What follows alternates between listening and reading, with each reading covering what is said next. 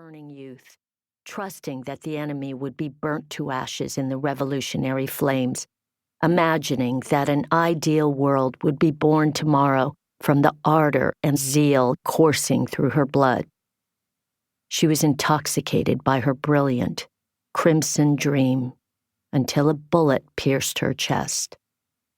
Her 15-year-old body was so soft that the bullet hardly slowed down as it passed through it and whistled in the air behind her.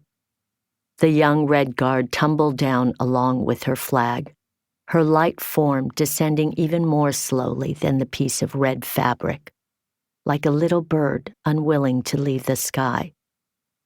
The Red Union warriors shouted in joy.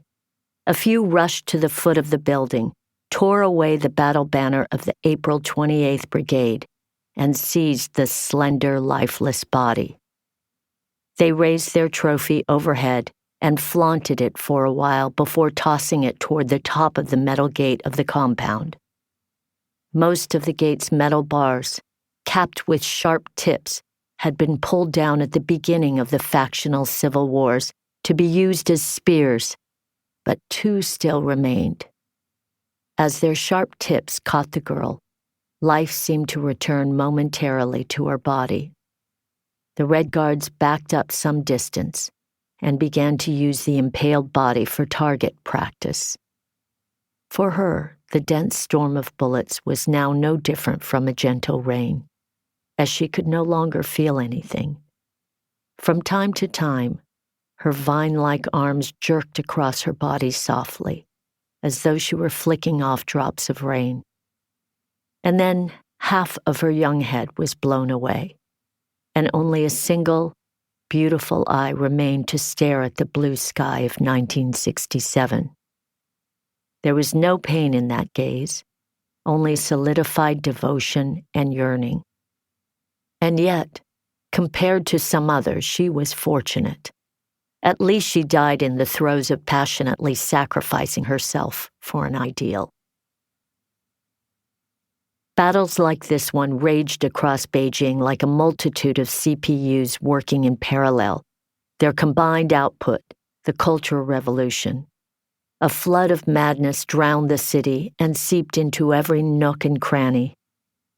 At the edge of the city, on the exercise grounds of Tsinghua University, a mass struggle session attended by thousands had been going on for nearly 2 hours.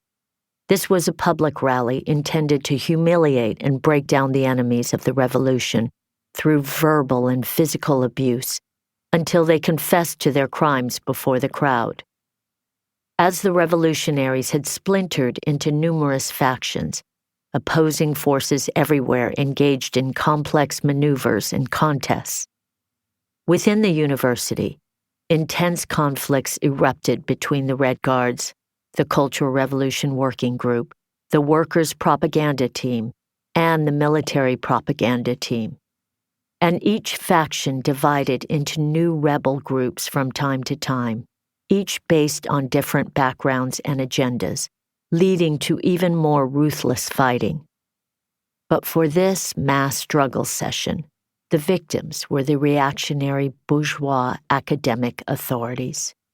These were the enemies of every faction, and they had no choice but to endure cruel attacks from every side.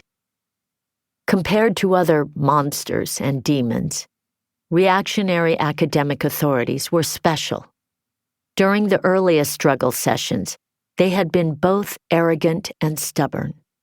That was also the stage in which they had died in the largest numbers. Over a period of 40 days, in Beijing alone, more than 1,700 victims of struggle sessions were beaten to death. Many others picked an easier path to avoid the madness.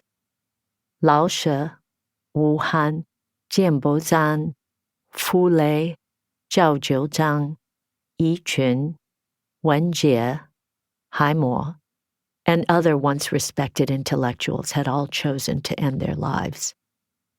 Those who survived that initial period gradually became numb as the ruthless struggle sessions continued. The protective mental shell helped them avoid total breakdown.